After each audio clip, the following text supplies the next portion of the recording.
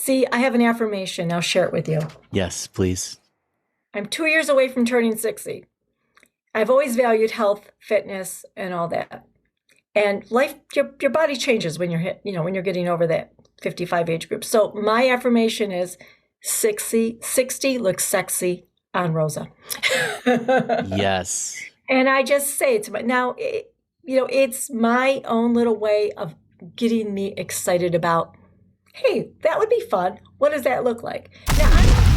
You're listening to the Real Business Connections Network. Real Business Connections Network. Powered by Balbert Marketing, LLC. Subscribe now and check us out at realbusinessconnections.com. Enjoy the show. Welcome to Rochester Business Connections, powered by Balbert Marketing, LLC, where I get the chance to chat with Rochester, New York's very best business owners, entrepreneurs, and thought leaders. I am your host, Ben Albert. Don't forget to subscribe, and remember, we don't do advertisements. My fee for this show is simple. If you gain value from the episode, personally share with a friend and explain your favorite part. Let's get started. Welcome everyone to Rochester Business Connections on the Real Business Connections Network. I am here with Coach Rosa Montanaro. How are you? Montanaro, rather, right? Great, yeah. I'm great. Thank you, Ben. How are you? Thanks for having me. I'm excited to be. Do you go by Coach? Do you go by Rosa? What should we call you today? A lot of people call me Coach Rosa. That's been sticking over the last few years. So I answer to Coach Rosa or Rosa. Well, Coach Rosa, you are a best-selling author of Mind Over Platter, Train Your Brain to Think Thin, How to Use the Power of Your Mind to Manifest a Healthy Mind, a Healthy, Happy Mind, Body, and Soul. You've got Coffee with Coach Rosa, and ultimately, we've got so much to talk about: mindset, pivoting, career change, the whole shabam. But let's let the audience get to know you a little bit better. So you can start from the womb or however far back you want to go. Give us a little bit of history of, your career journey, your life journey, and what brought you to where you are today, Coach. Okay. Well, all right. Let's see. So we'll start with, I've always been an entrepreneur. So I've always had that entrepreneurial spirit. And I started off with a very intense childhood. And I write about it in my book. So there was a lot of highly dysfunctional, really traumatic upbringing. And from that, I realized very early that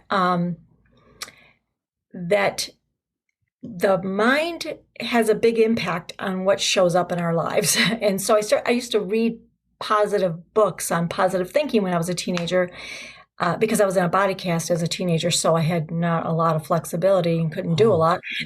Yeah, I had scoliosis and I had major surgery when I was 14, and I was in a body cast for a year, the good part of a year. And I started reading these books about positive thinking, and I realized that what my surroundings were telling me was going to be my reality was not the same as what the books were telling me. They were saying, if you change the way you see things, if you change the way what you believe, if you change your mindset, you could change your life. And I wanted to believe it so bad because it sounded so much better than the alternative that I gave it a shot and started seeing major improvements, even though I couldn't control, the dynamics with other individuals.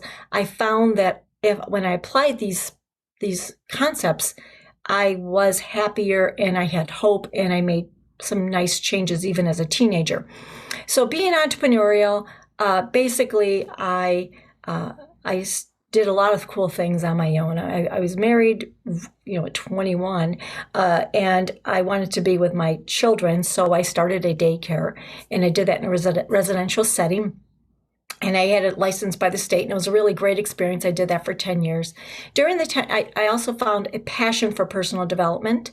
And to be honest with you, it was mainly because I found traditional counseling and methodologies to help me heal some of that pain were not as effective as, you know, neurolinguistics programming, hypnosis, tapping, all the cool things that I was exposed to, and I've always been open-minded. So that became my passion, and I decided to turn my hobby into my profession. And when I was done with daycare, I became a coach, and I'm certified as a success coach.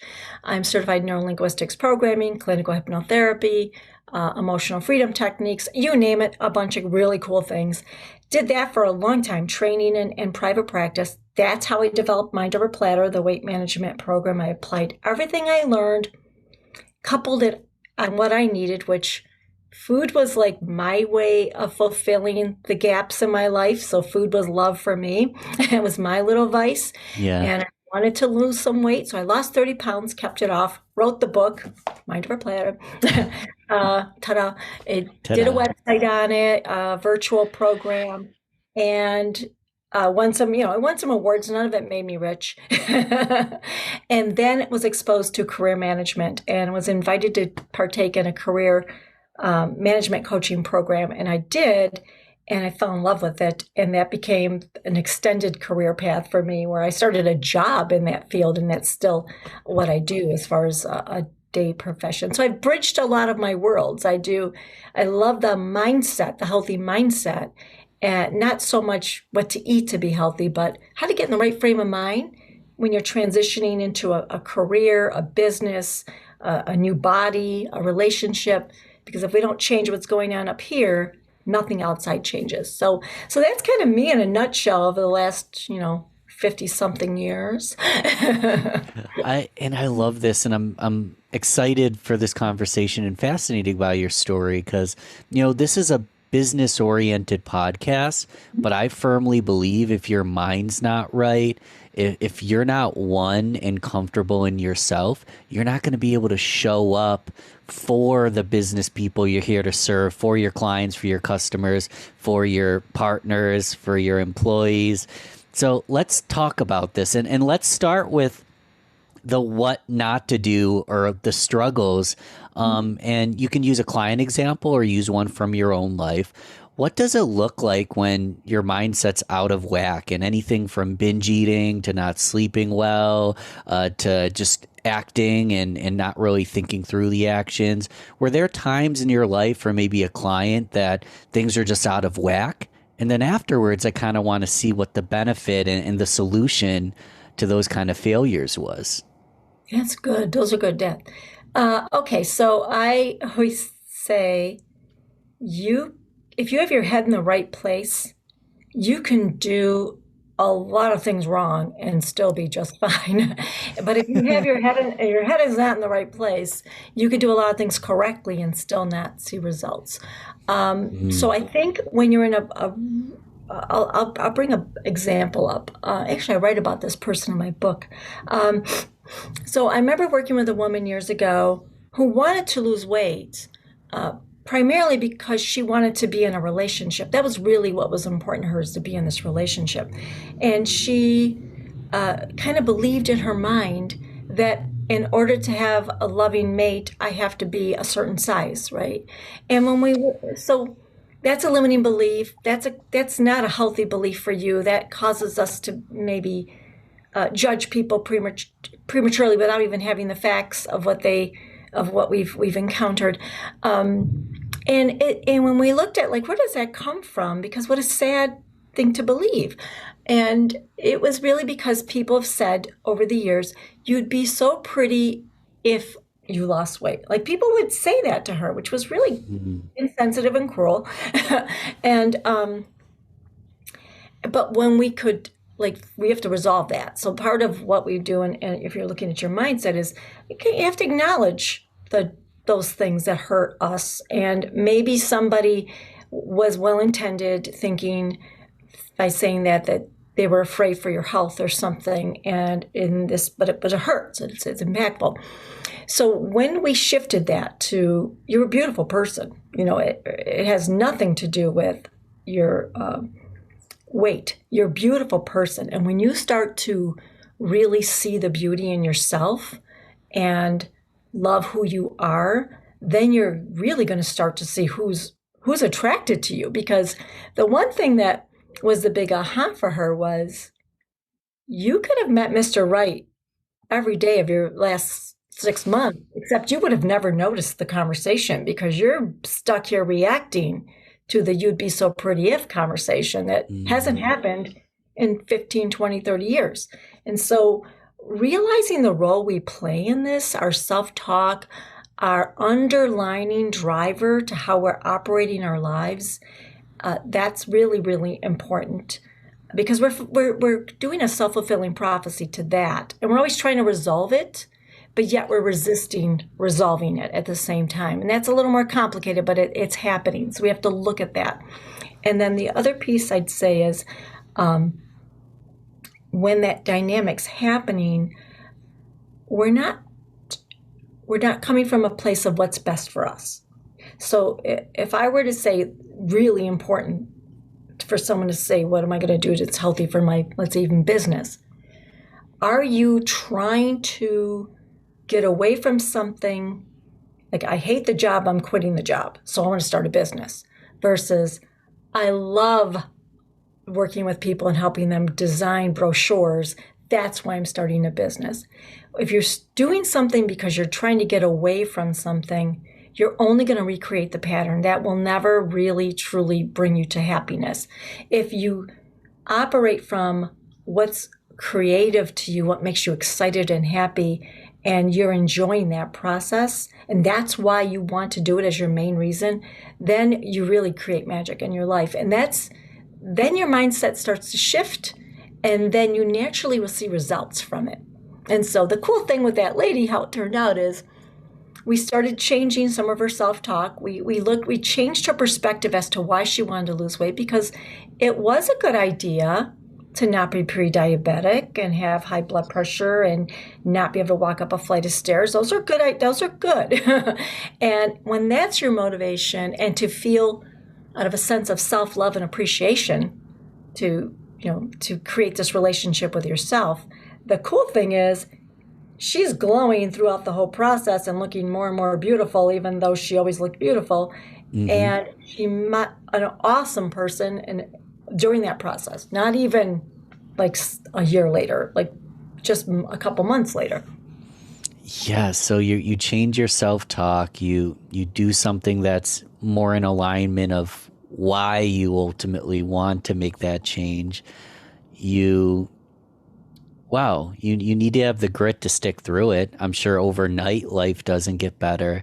But if you change your mindset in that regard, you actually start attracting the life that you wanted, rather than, I need this, I need this, I need this. You become the person that naturally attracts it. Does that make sense? Am I on it? That's absolutely right. You become a person who's attracting it, but you are also taking natural steps. This is the evolution of your behavior ultimately leads you there anyway, right? And it doesn't have to be this big race. It's like, it took me a year to lose 30 pounds, right? And during that year, when I was developing Mind Over Platter and I was doing this on myself as my own project, I always say I'm my best client. Yes. I used to say to myself, I'd get on the scale and it would only be down, let's say, 5 pounds. And I'd say, gee, Ro, first of all, if you're stuck in this body for the rest of your life, this is not a bad situation, right? You may as well love and accept yourself. I knew better. Right. You can't hate yourself. This isn't working. And I'd say, Ro, if you kept this up a year from now, if you lost 5 pounds in 2 months, a year from now, holy moly, how much weight would you have lost? Like, you have to be in it for the long haul, because you're worth it. It's worth it. You're worth it. It's worth it. We have this body. We might as well do the best we can with it. Let's talk about some of those steps. And I'm coming from Beginner's Mindset 101. I know personally, one thing I started, had to have been almost 7 years ago, is I do the same affirmations every morning, and I've changed them, but I've basically had the same affirmations 365 days a year for 7 years. And it wasn't until literally years down the road that I'm saying these affirmations to myself and I'm realizing that they're actually officially true. And at one point it was almost like a pipe dream, and it was the man I envisioned myself being. And then I look myself in the mirror, I'm like, I need more affirmations because all of these came true over time. So affirmations have worked really well for me. Everything from today's going to be a beautiful day to you're good enough now and only getting better, your open channel for creative ideas, things like that. That's what's worked for me. And that's just one bite. I'm wondering what steps or what beginner actions we can start taking as quickly as possible. Ideally today, right? Ideally someone, even if you pause this podcast, guys, and go do it, that's better than not doing anything at all, but I do recommend you listen to the whole show. But okay, so for when people are done listening, what action should they take? What are some of the stepping stones you would recommend? Okay, good. And I do believe, by the way, in the power of our affirmations. And the problem is people give up too soon. And, that's a whole other thing about. Do you want to go on a tangent on that? It's up to you. Yeah, the thing, like with The Secret, is it makes you think that if you say it 3 times, the bike shows up at the front door, exactly what you're thinking of shows up in your life, and you didn't really have to go out and make it happen. You do have to make it happen. And I have affirmations too that I've said for years, and then they're in my life. Like, wow, how cool is that? But it's something like me hitting bestseller. That's been on my affirmation list for 15 years. I've been saying that for 15 years. Wow. And so, so that's one thing. I don't think we should be so quick to give up on things. I think if it's part of our true desire, we keep it. So if we look at step by step, I'm going to start with, what is it we really want? So someone has to look at the reality check with themselves and be honest with themselves. What do I really want? So if they say, I want to have, this type of business, I want to have this type of relationship or this type of job. Great. Now I'm going to invite them to because the reason they'll sabotage themselves is if it's not really their true heart desire, right? It's maybe what society tells me I should want. Or I define myself as successful by America's standards, and that means, you have to be this size or this type of person, this type of potential earner. Right. So that's always going to cause a lot of self-sabotage. So looking at, or you'll reach it and you won't be fulfilled. So it's gonna be like filling a cup that has a hole in the bottom. So that is it really your desire. And the way you find out if something's really your desire is you look at your true values. What do you value in life? And spending some time really looking at our values. And our values change throughout our lives. So when I was, 21, my values had a lot to do with how much money I made, what kind of car I drove, how I looked, how pretty did I look, kind of thing, kind of clothes that I wear. So it's a lot of superficial stuff. And that's okay, that was fine. But then now look at 40 or, at 30, 40, 50, I'm approaching 60. It's not about the kind of car I drive. I want a safe car. I want all-wheel drive because I have to get through our winters here in Rochester. Correct. And cart around my grandkids. I'm still very vain, so I guess I can't deny that. But I don't care about where I buy my clothes. If I could wear the same clothes every day, I probably would. I'd be happy in my gym clothes every day. I really care about authentic relationships and making a difference in people's lives. And so your values change. Yes. So you have to know what your values are. And so you know where you want to go. You know what your values are. And then you say, do they align? Does this match? Or is this me trying to prove myself to the person that was mean to me 20 years ago or to whatever else? And we have to identify that baggage that we're carrying around because that's what's getting in the way.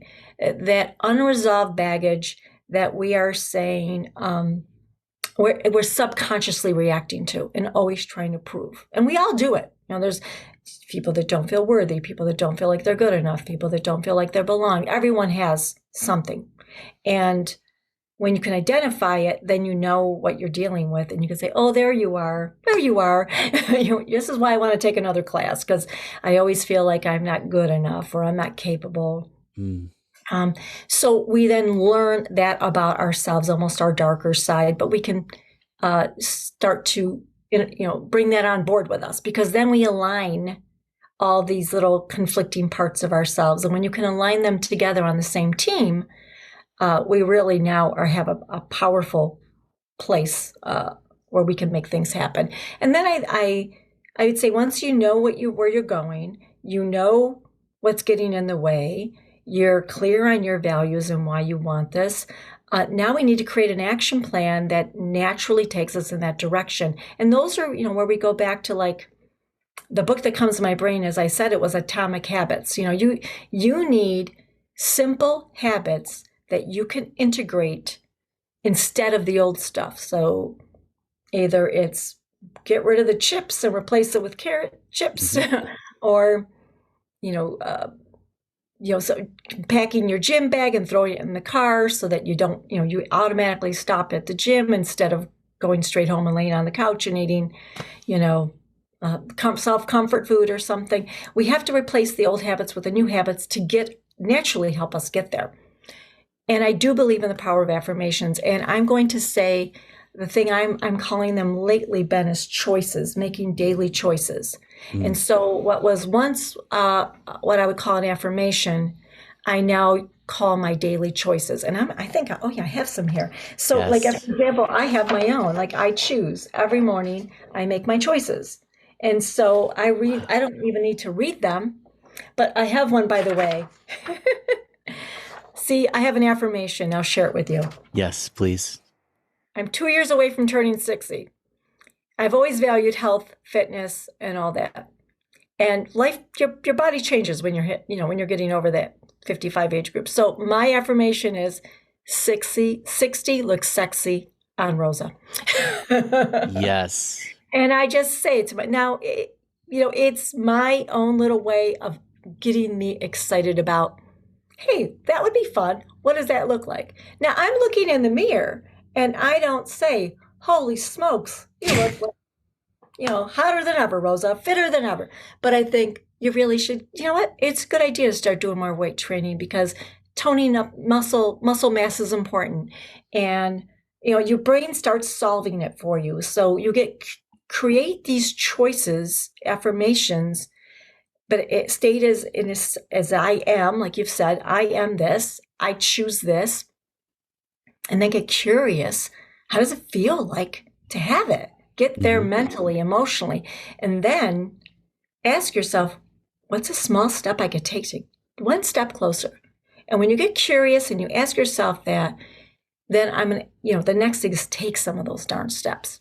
Even if it means you have to get a coach or you have to get into a peer group or something where you have the support and surround yourself with the support so that's normal for the people that you're engaging with. And I think you do these things, my goodness, you're going to change your life in a heartbeat.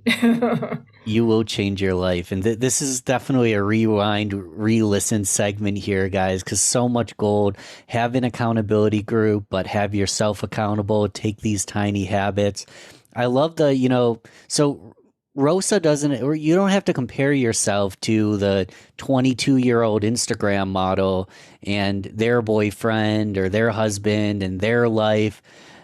Your age is beautiful on you, and you've never felt better, and that's all that matters. And what's beautiful about that is that's attractive, right? That's sexy in itself. You have an energy that's attractive and fun and young and excited and fit just by having that mindset, right? It's almost not exactly what you look outside.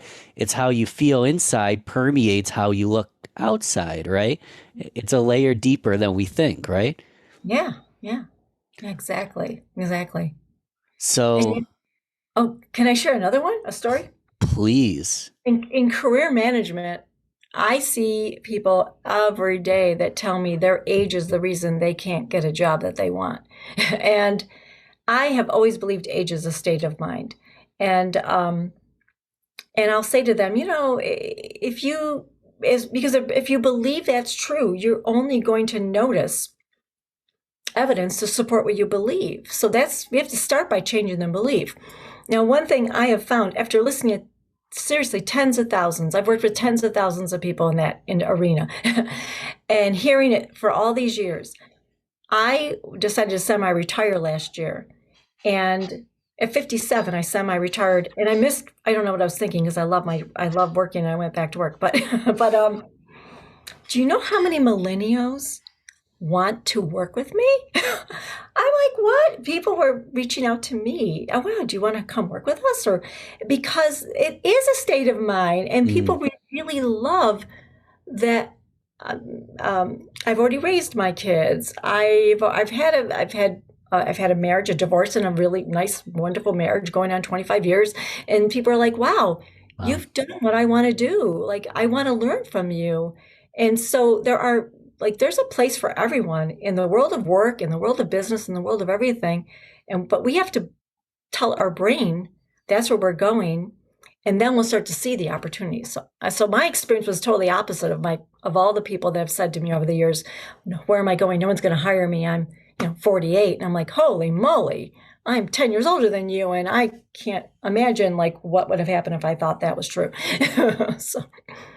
Talk a little bit more about that, because I saw you had a LinkedIn blurb about overqualified and underqualified. So the listeners are going to be a little bit of both. Some people are going to great resignation, career change, furloughed, and they feel like they're overqualified for a role. And then other people feel that imposter syndrome, that they're underqualified. They're just now learning. This is one of their first podcasts to learn about this stuff. Who am I to be, fighting with the big guys? Talk a little bit about that feeling, that maybe imposter syndrome, or the overqualified, underqualified. How should we look at that? Maybe on both ends of it, Yeah, good question. So I'm going to say imposter syndrome seems to be across the board. So even the overqualified people have imposter syndrome. So I think you mentioned it earlier too. We compare ourselves far too much, and social media is making it worse. So I'm looking at someone's posts, and you're like, oh, look at how amazing their life is, because we only see the highlights and the airbrushed version of everything, and everything has been changed, so it's not real. Anyway, we don't see actually the whole story. So imposter syndrome across the board. I'm going to start with overqualified, because, we're in Rochester. Since I started doing this career management, which is 20 years now, we had Kodak that had 60,000 people at one company. We've had 100,000 people employed by 3 companies, and now they're lucky if they each employ 2,000 people. And so it's changed a lot over the years. And so the first thing I want to say with when you're overqualified is, first of all, you have to be realistic. If you're looking at a job, a career path or a job, what you're applying for is very clear in the job description. So if they're saying they want 2 years versus nobody advertises for 20 years experience, right? They're advertising for 2 to 5 years, maybe 10 years, senior level something. Yes. So you have to be realistic. So if I applied for a job that said I wanted 2 years experience, I'm clearly overqualified. And you have to be okay with that.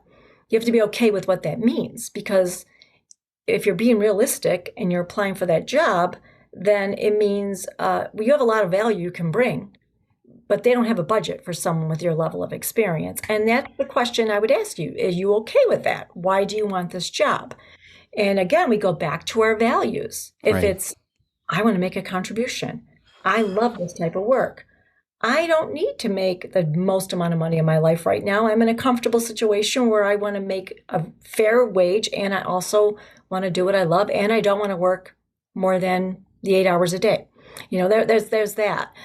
There's a lot of value people bring to is overqualified, but they have to be coachable and trainable and up to date with technology. And when they have that and they're showing that they're a resource, they can be real change makers in the workplace. So I would encourage people to know why, though, they want to make the changes they make if they are overqualified, because the employer is going to want to know why. Why would you really be happy here? Now, underqualified. I feel like And we've touched on underqualified a little bit. Part of yeah, it's inside just the belief system, right? and knowing your character, Mm. because see, people. One thing I've learned from employers is they want retention. They want a good return on their investment, someone who's going to be there and show up and want to be there. And if you have the aptitude to do the job, the attitude that you want to be there, that goes a long way.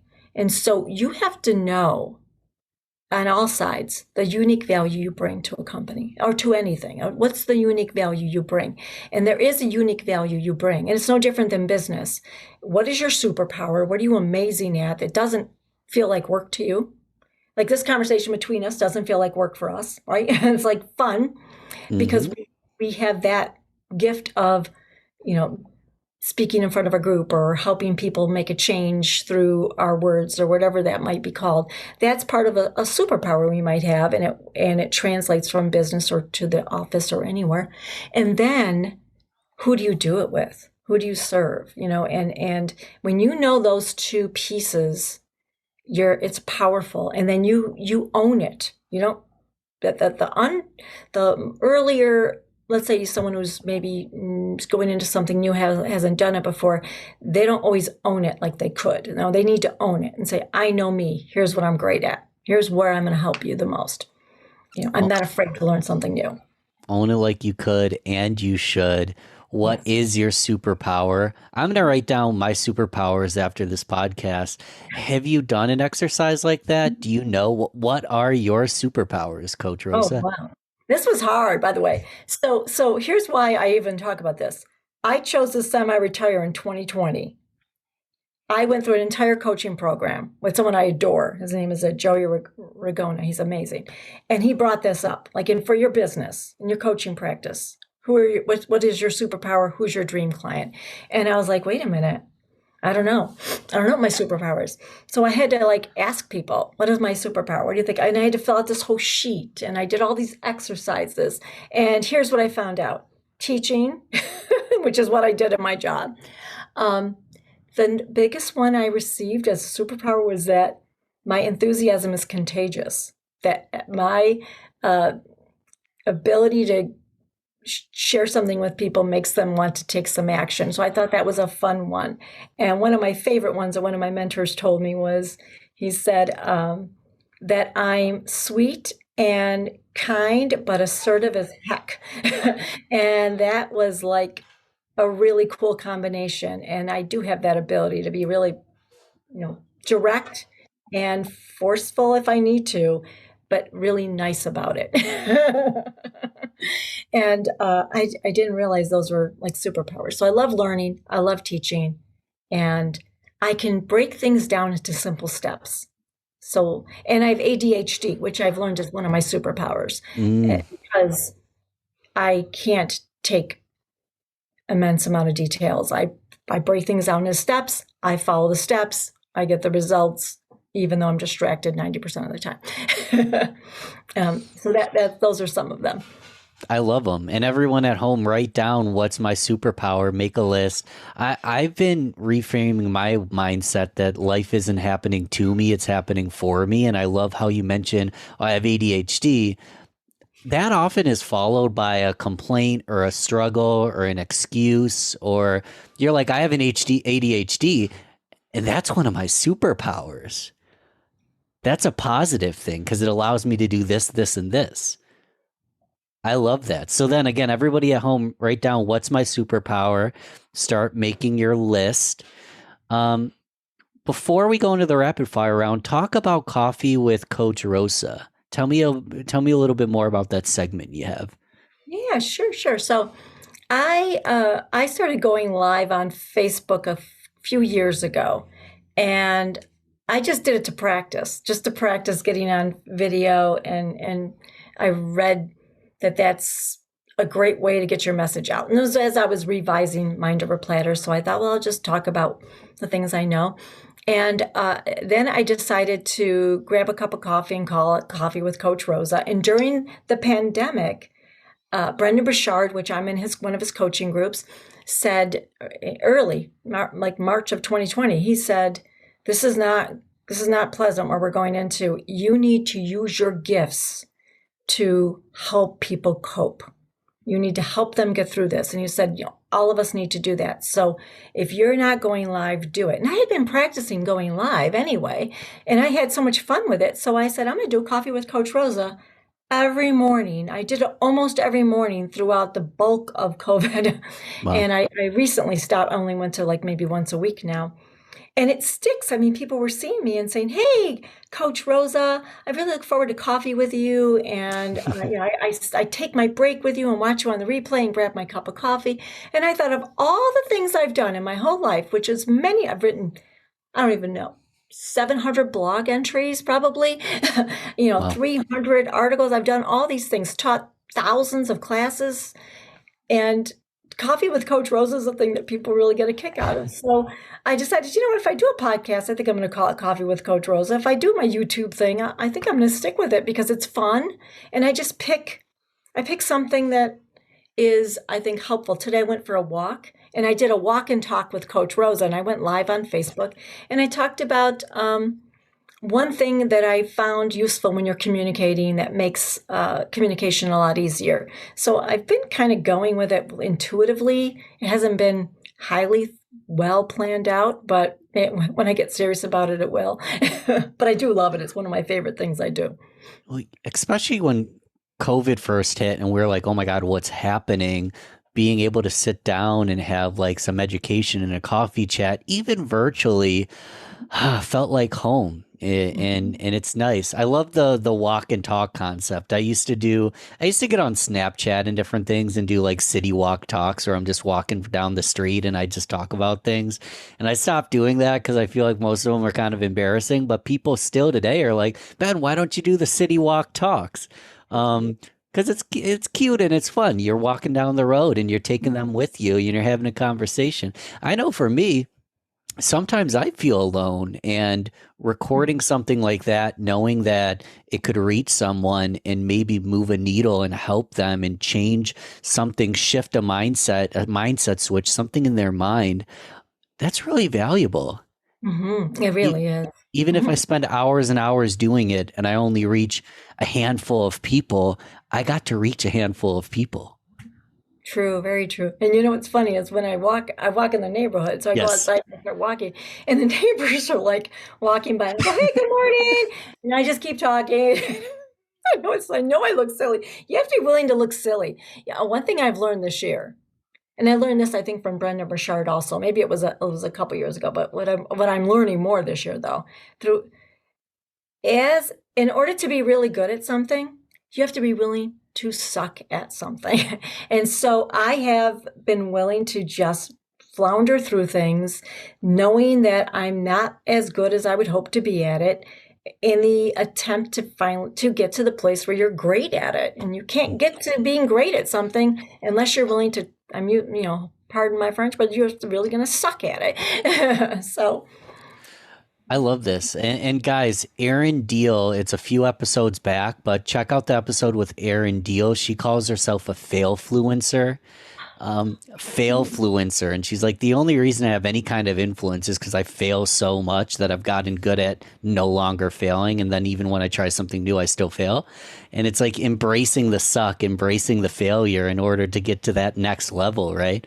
That's so good. And John Maxwell wrote Failing Forward, which is a fantastic book. Fantastic book. Yes, Failing Forward. So rapid fire round. These are short, sweet, fill in the blank, whatever questions. And I like to start with coffee or tea. Coffee. Since you are, Coffee with Coach Rosa, do you have coffee. Do you have a favorite flavor? Oh yeah, I would say if I really could have any flavor, creme brulee is my favorite flavored coffee. There used to be a Godiva one, I think. I haven't had it in a long time, but I love anything but hazelnut or Irish cream. Those are the two flavors I don't particularly like. I like So creme brulee, favorite flavored coffee. Say that 3 times fast. I don't know if it's possible. Do you have a favorite season of the year? I love the fall. Ooh, I've never asked this before. So you have your superpowers. Is there a superpower you don't have that you wish you did that you're working on? What would be my superpower? Well, I am working on my intuition right now. I'm working with my intuition as that process. So, I guess if I could develop that superpower, it would be to this definition I heard. I heard a definition was from the Sufi monks, which was to live by the definition of magic is to live by your intuition. And that's what I would love. It's one of I've added that to my affirmations, that I live a magical life. My life is magical because I live by my intuition. The definition of magic is to live by my intuition. My intuition, yeah. Love it. It was the Sufi monks that said that. I don't know. We'll do one or two more. So favorite guilty, like cheat meal. Obviously you eat pretty healthy, but none of us are perfect. Any guilty pleasures? Oh yeah, lots of guilty pleasures. Let's see. I guess if I was going to say a cheat meal that was really like a cheat, I say indulgences. I guess I don't usually see cheats, but I do. I guess if I were really, let's see, brutally honest, I'd probably have cheesecake for dinner. That might be one of my favorite little things I do once in a great while. And out of all the things that are probably not good for me, and I love them as much as I know, even as I'm eating them, I'm like, this is so bad. Onion rings. I do love onion rings. I'll always regret it because they wreak havoc on my stomach, but they're greasy and yummy, and every once in a while I want them. They taste good. We'll do one more, take this anywhere you want, but I actually don't know what I'm asking as I ask it. I'm just having these ideas. So if you could wave a magic wand, and every time someone opened their phone to check their phone, we do that way too much. Every time they open their phone, words would automatically appear. Mm-hmm. So whether it's an affirmation or a quote, every time I look at my phone, words would appear, and this would happen throughout the world. What words would you want to appear on people's phones so everyone could read them? You are deeply loved, exactly as you are. I love it. I'm just letting that sink in. You are deeply loved exactly as you are. Yeah. And if I were to elaborate, you don't have to do a single thing. Just be loved exactly as you are. Coach, how do people stay in touch, watch the coffee chats, connect with you, work with you, any of the above? Buy the book. What should I do next? I'll put it in the show notes, but I want to hear from you. Sure. So my website's mindoverplatter.com. So there's a connect with me on there. You can contact me directly through that website. So I'll go right into my email. As far as LinkedIn, it's linkedin.com/Coach Rosa. So you can connect with me on LinkedIn. I tend to go live on LinkedIn. On Facebook, I go live a lot. I have a group on Facebook called Coach Rosa Healthy Mind, Healthy Body. My book is on Amazon, Mind Over Platter. And I do teach a lot of workshops through Rochester Works. So that's what I do for them. And I'm their training coordinator, and I teach a lot of workshops, and I bring on guest speakers. So the cool thing is it's free. People can go to rochesterworks.org. They can look at the workshop calendar, and chances are I'm doing one on the Enneagram in maybe May. I have a Reboot Your Mindset. I have a bunch of cool things I do, and you can attend for free. And right now they're hybrid or Zoom. So it's one way to stay connected with me and not cost you a dime. I've been sleeping at the wheel. I definitely will sign up for some of these courses at Rochester Works. I look forward to learning from you more. Anyone at home, I do recommend read the book. It's a bestseller. Get in touch with these videos. Get in touch with Rochester Works. And if you'd like, ask me and I'll provide an introduction as well. So low barrier of entry. I know that people can go and learn from you. And I appreciate you taking the time to teach me a few things, Coach Rosa. I really had a good time. Thank you. This was fun. I enjoyed it. Time flew right by. It Great. did. Well, we're going to have to do it again. I'm going to put that on my checklist to have you on again. I would love that. I'd love that. Till next time, thanks again. Thank you. Thanks for listening to Rochester Business Connections. Don't forget to share this, rate, and comment on your favorite platform. You can also email me, ben@balbertmarketing.com. Let's connect soon. Until then, keep thriving, everyone.